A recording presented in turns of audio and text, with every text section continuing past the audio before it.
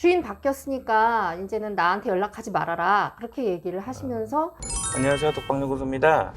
빌라 전세 사기가 의심되는 어떤 사모님을 지금 만나러 가는 길인데, 몇 달 전부터 저랑 대처 방안을 찾으면서 여러 차례 연락을 했었는데, 오늘 어떤 사정인지 한번 얘기를 들어보고 변호사님 상담도 예약을 해놨는데, 오늘은 정말 중요한 내용을 알려드릴 텐데요, 꼭 알아두셨다가 피해보는 일이 없기를 바라겠습니다. 그리고 혹시 이 빌라 전세 사기에 관련해서 본인도 모르게 이 소유권을 넘겨받고 속칭 바지 사장이 되신 분들이 있다면 채널 상단에 있는 메일로 연락을 주시면 도와드릴 수 있으니까 꼭 연락을 해주시면 감사하겠습니다.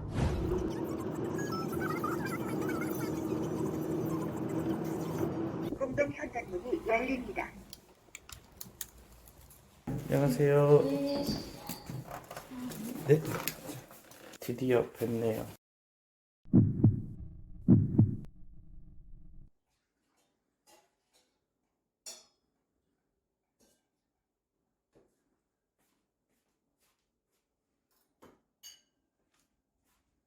그리고 지금 여기 집 소유자가 젊은 친구한테 갑자기 지금 바뀌어버린 네, 상황이네요. 80년대생이더라고요. 네.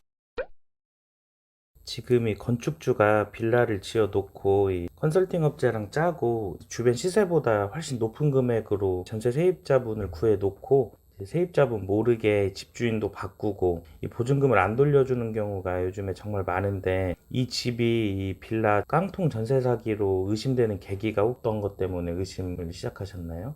네, 전기가 네. 어느 날 다 안 들어오는 거예요. 누전이 됐는지. 그래서 새로 바뀐지를 모르고 처음에 계약했던 분께 연락을 드렸죠. 기존 집주인한테? 네, 기존 집주인한테 연락을 했더니 주인 바뀌었으니까 이제는 나한테 연락하지 말아라, 그렇게 얘기를 하시면서. 그래서 제가 놀래가지고, 그러면 제가 그 바뀐 주인에 대한 인적사항도 알아야 되고 저기 한데 연락처라도 좀 달라고 제가 그렇게 얘기를 했었죠. 바뀐 집주인하고 연락이 되나요? 어디 먼 곳에 있다, 그리고 뭐 언제 올 텐데 그때 전해주겠다, 그게 10월이었거든요, 작년 10월. 근데 연락 안 왔고요. 바뀐 집주인하고는 뭐 전화 통화 한번 해본 적 없고. 전혀요.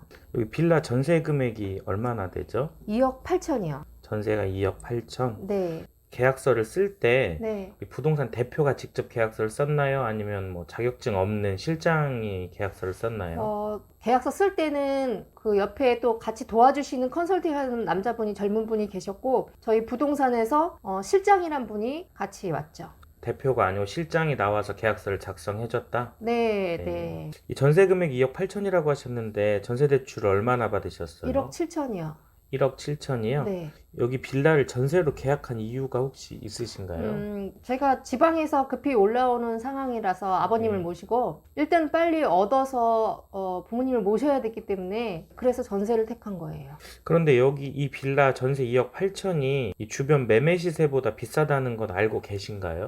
그거를 전혀 몰랐던 게, 이쪽 지역을 잘 몰랐어요. 그리고 부동산에서도 비싸다 안 비싸다 이런 얘기도 안 해주시고 해서. 지금은 알고 계신가요? 주변 네, 시세보다 네, 비싸다는 좀 거. 비싸다는 거를 알게 됐어요. 그리고 혹시 여기 빌라에 전세 계약할 때 전세 보증보험에 가입하셨나요? 아니요, 안 했어요. 그렇게 되면 이 엄청난 손해를 보게 되실 건데, 네. 지금 혹시 다른 방법으로도 전세금을 회수하기 위해서 진행하고 있는 게 있으신가요? 네, 소송을 해서 지금 재판을 준비하고 있어요. 지금 기존 집주인한테 청구를 하신 상황이잖아요, 네. 전세보증금을.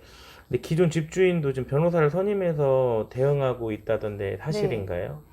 그쪽에서도 변호사를 선임했다고 그러더라고요. 이 기존 집주인이 이 전세입자 동의 없이 마음대로 보증금을 이제 반환해줄 능력도 없는 새 집주인으로 바꾸고, 이 기존 집주인은 보증금 반환 의무를 회피한다면 지금 세입자들이 당할 수밖에 없는 구조거든요. 그래서 이제 기존 집주인한테 보증금을 청구하신 건데, 이 재판 결과가 나오면 저희한테 알려주신다면 이제 많은 세입자분들한테 도움이 될 텐데, 이 선고 결과를 저희한테 알려주실 수 있으신가요? 네네, 그럼요. 네. 이제 앞으로 이런 빌라 전세 사기 피해를 당하시는 분들이 없도록 저희 이제 유튜브 채널 보시는 분들한테 마지막으로 한마디 해주고 싶은 게 있으신가요? 제가 이렇게 이런 상황에 조언 드리고 이러기가 참 자격이 없다고 생각하는데요. 말씀을 드려야 된다면, 많은 발품을 팔아서 여러 가지 자료를 가지고서는 결론을 내리시고 행동에 옮기시면 저와 같은 실수를 안 하실 거라고 생각해요. 오늘 이 어려운 자리 응해주셔서 감사드립니다. 네, 감사합니다. 네. 네. 뭐 보증금을 돌려줄 능력도 없는 바지 사장들이 있잖아요. 그런 사람들한테 이제 명의를 바꿔놓고 이제 기존 집주인은 이 보증금 반환 의무를 회피하는 경우가 많잖아요. 예, 그렇습니다. 그런 종류 사건으로 이 변호사님한테 혹시 사건 의뢰가 많이 들어오나요? 아, 예. 임대차 기간 중에 소유자가 네. 변경되어 네. 예, 보증금을 반환해 달라고 했음에도 네. 반환해 주지 않는 문제로 한 달에 10여 건 상담이 진행 중이고요. 그중 네. 7, 8건은 소송으로 이어지기도 합니다. 이런 경우가 지금 더 예전보다 많아지고 있는 상황인가 보네요. 예, 그렇습니다. 이러한 갭투자자 문제로 인해서 네. 이러한 전세금 반환 청구의 소가 많이 예. 늘어난 시점은 한 1년 전서부터 급격하게 네. 늘어났습니다. 아, 이 빌라 집주인을 바꾸잖아요. 이 수법이. 네네. 그런데 이 전세입자인이 임차인 동의 없이 마음대로 이제 새 집주인으로 바꾸고 나서 이 임차인이 기존 집주인한테 뭐 네. 보증금을 청구하는 게 가능한가요? 예, 우선 가능합니다.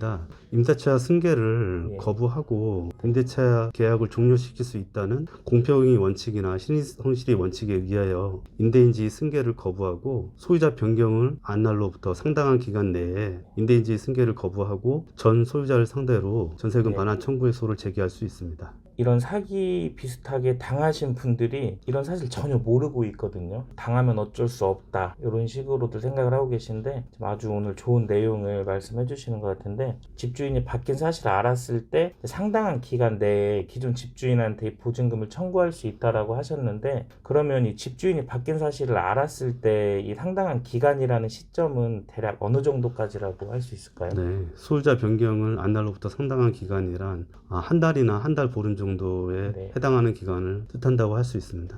집주인이 변경된 사실 안날로부터 뭐 한 달이나 한 달 보름 안에 기존 네네네. 집주인한테 청구를 할 수 있다라는 말씀이시죠? 예, 그렇습니다. 안날로부터가 핵심입니다. 아, 그리고 이 집주인이 보증금을 돌려주지 않을 때 소송이 필요하잖아요. 예, 그렇습니다. 뭐 전세금 반환 청구 소송이나 이런 소송 등의 절차가 있는데 대략 어떤 식으로 진행되는지하고 기간은 얼마나 걸리는지. 우선은 임대차 계약 종료를 원인으로 해서 전세금 네. 반환 청구의 소를 네. 제기할 수 있고 소 제기 시부터 판결 선고 시까지 네. 대략 6개월 정도 소요된다고 볼 수 있습니다. 이 기존 집주인에게 보증금을 청구해 볼 수 있다라는 게 오늘의 핵심 내용 같은데 네. 그럼 소송 등을 통해서 승소할 수 있는 확률은 대략 어느 정도인가요? 승소 확률에 대해서 추상적으로 말씀을 드릴 수는 없고요. 그 요건에 해당된다면 소유자 변경은 안 날로부터 상당한 기간 내에 임대인지 승계를 거부하였느냐 여기에 따라서 승소 여부가 결정됩니다. 이러한 요건에 해당된다면은 승소율은 이렇게 말씀드릴 수 없는데 거의 승소할 수 있다고 볼 수 있습니다. 마지막으로 이 지금 보증금을 돌려받지 못하고 계신 임차인분들이 정말 많이 있거든요. 저한테 메일이나 뭐 댓글로도 많이 의뢰가 오고 하는데 그런 분들한테 해주고 싶은 말씀이 있으시다면. 그러한 경우 쉽게 포기를 하지 마시고요. 전세금 반환 청구의 소를 제기하고 소유자의 다른 재산에 대해서 강제경매 신청을 통하여 보증금을 회복할 수 있는 방안이 있으니까 네. 절대 포기하지 마시고 법률 전문가인 변호사와 상의하시기를 권유해 드립니다. 앞으로 그런 분들 위해서 조금 노력 좀 부탁드리겠습니다. 예, 그렇게 하겠습니다.